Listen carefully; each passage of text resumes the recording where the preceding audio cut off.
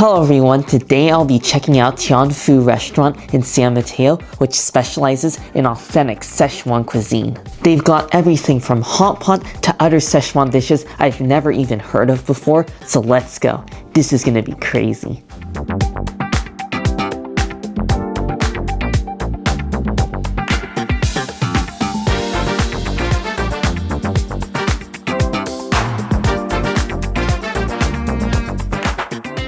I just made it here to the restaurant. I placed my order. I ordered their green beans and eggplant as well as their cucumber salad. I also got their dan dan noodles, which is a signature Szechuan style noodle dish. And also I got a huge hot pot with a whole bunch of different items. And I know something great is cooking up in the kitchen because I can just hear the sizzle of the wok. Hot pot is just one of my favorite comfort foods. It's great, especially on a cold day like today, because it really warms up your soul. And I have a feeling their hot pot here is going to be great because it's made with their signature mutton broth, which is one of the things that they're famous for. I also love places like this where you just order using a QR code because it's so easy. Right here is our hot pot burner, and I'm guessing that they're going to turn this on once they bring out our hot pot. They just brought out our hot pot broth and they're heating it up. I got a split pot, and right over here we got the dark mutton broth, and then right over here we got their tomato broth. They haven't quite brought out our hot pot toppings yet, but they brought out our dan dan noodles, so I want to get to this quickly before our noodles stick together. So we just gotta mix it up because it looks like they got the signature Szechuan chili oil as well as the ground pork on top. Oh, look at this. We just got this big cube of thinly cut noodles. It's piping hot. And then we got all this crunchy and crispy chili and meat. And it just looks so delicious. And it looks like we also have huge pieces of bok choy in here for a little bit of veggies as well. Oh wow, this just looks like a magical bowl of noodles. I mean, this is massive.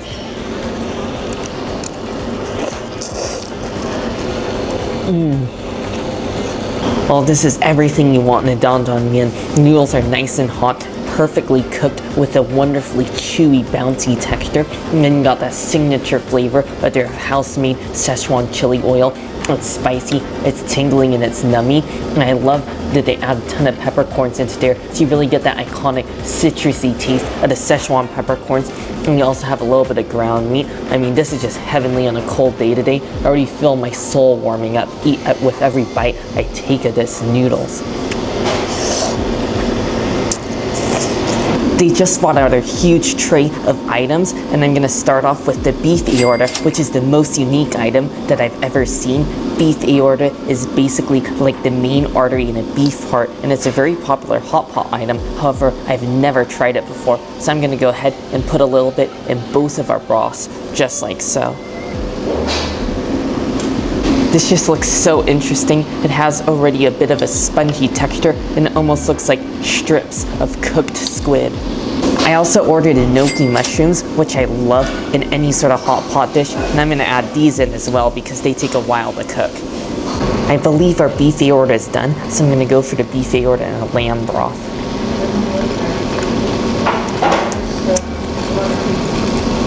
Oh wow, the beef aorta is really interesting. It's got a very spongy texture, and it's very fun to eat because it's bouncy and kind of chewy, but it doesn't have a lot of flavor. It just absorbs that lamb broth, and I really love the rich flavor of the mutton because it's just dark and meaty and flavorful. And now I want to try it with the tomato broth, which I'm also pretty curious about.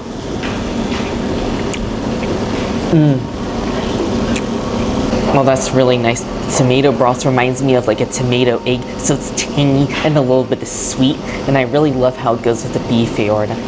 Now I'm gonna go for a taste of our enoki mushrooms in the lamb broth because I have a feeling it's gonna absorb all the flavor.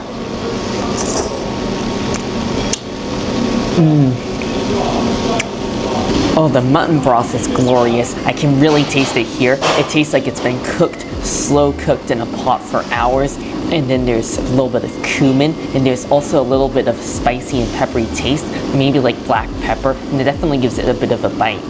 Next, I'm gonna go for the chicken breast, and I love how it's cut really thin, and I'm just gonna cook this in our tomato broth. And this is going to cook very quickly. I mean, I can already see it changing color. And just like that, we can use this ladle that has holes in it for the broth, and that way we can just scoop out our already cooked chicken. Let's give this chicken a go.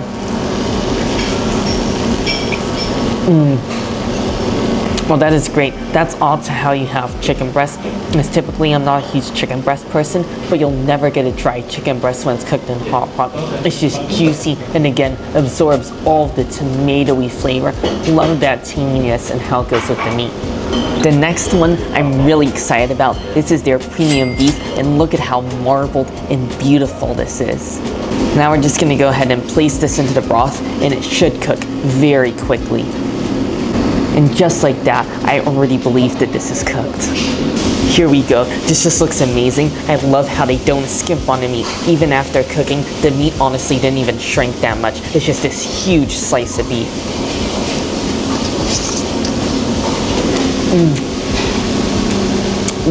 Oh wow. Oh, that's a delicious cut of beef. I love how marbled it is. It's almost like Wagyu because it's just so fatty. I mean, there's huge stripes of the fat just running through it. And I feel like that's gonna be a one that'll be really good cooked in that tomato broth, because I feel like you kind of need the acidity just to cut through some of the heaviness, because in a lamb broth, it's definitely a really decadent bite. While we're waiting for some of the other hot pot items to cook, I'm gonna go for our cucumber with smashed garlic. This is very simple and delicious. It's just cubed pieces of cucumber as well as a little bit of garlic, green onions, and sesame oil. And it's nice to have a refreshing side like this when you're having something really intense and heavy like hot pot. Now I'm gonna go for a taste of our tofu.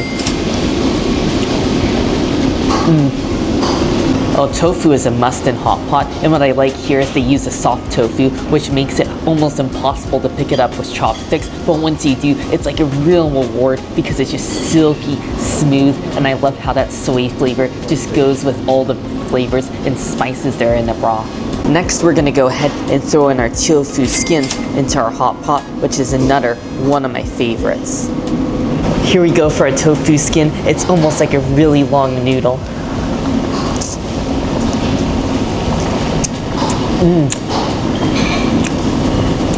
Wow, tofu skins are another must-try in a hot pot.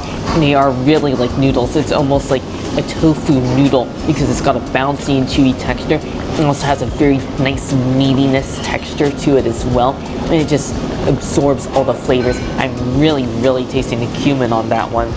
It's so good.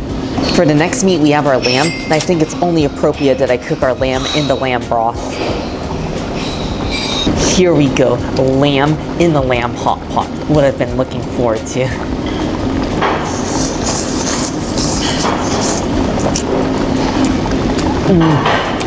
Oh yeah. Oh ho ho, that is just lamb hot pot at its finest. I loved it. It's a really fatty cut of lamb, so it has an intense meaty flavor, and cooked in a broth. The broth is cooked down a lot, so it's almost become a concentrate, which gives it even more delicious, heavy, rich, gamey flavor. But I actually think I need to get a refill on some of our broth now, since it's running a bit low. Since you're steaming away like this, a lot of it has evaporated. I almost forgot about the vegetable side dish I got. I got their green beans and the eggplant stir fry, and I'm gonna try that while some of our other stuff is still cooking along. I'll start off with the green beans, and I think this is what I heard I'm cooking in a wok earlier, because they look really nice and blistered. Well, it's very simple, just cooked with a little bit of garlic and some dark soy sauce, but the best seasoning is the wok itself, because I really taste that smoky flavor of the wok cake that you can really only get with wok cooked food. And now I want to go for this eggplant, which also looks really nice and charred.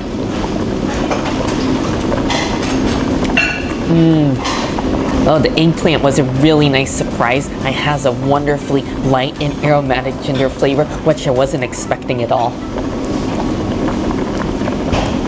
Next, in goes our cabbage.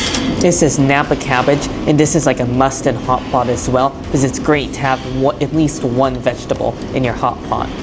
After what seems like forever, the potato is finally done cooking, so be sure to put that in towards the beginning, because even though it's really thin, it takes a deceptively long time to cook. That's delicious and tender, and there's really nothing better than having some potatoes cooked in a hot pot on a cold day like this. It's just so warm and comforting and flavorful. And now I want to go for something a little bit more juicy, and this would be the Napa cabbage. Oh, the cabbage is crisp, crunchy, and juicy, and that's also a really nice compliment because yes, you could get a vegetable stir fry on the side, but I enjoy having vegetables in the hot pot as well. Finally, for our last item, we got the blood cake, and this is basically congealed blood, which is also very popular in hot pot, and I know it might not sound appetizing, but I personally do really like having blood in my hot pot. We're just gonna place one of these into our broth, and you can actually tell that it's actually very firm. It has the texture of a very firm tofu. Here we go, our blood looks done now, and the way you can tell it's cooked is when it slightly changes color and becomes a little bit lighter. I finally made it to the blood cake, and I'm looking forward to this.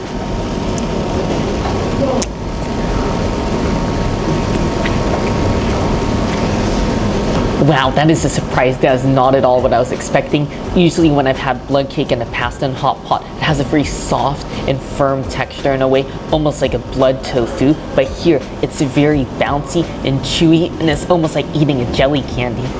It still definitely should not scare you because it doesn't really taste like blood. It still has an almost tofu-like flavor mixed with meat, so it's really just like a meaty tofu. And if you get over the idea, it's actually quite tasty and is another great hot pot addition. I just finished up my incredible feast, and thankfully I was able to finish most of the hot pot. Since they don't really have containers for the hot pot, they just have boxes, so I was able to box up the rest of my food. So pro tip is make sure not to over order on your hot pot. Overall, this was a fantastic hot pot experience. If you're looking for a hot pot on a cold day and you want to find a family-owned restaurant instead of one of the big and maybe not so great hot pot chains, definitely check out this spot. I love how this is a really authentic family-owned spot, and I can tell everyone that's going here are all locals, so this is definitely a spot that can't be missed out on. As always, I really hope you all enjoyed the video. Make sure if you did, give it a like, and also make sure to subscribe, and I'll see you in the next one.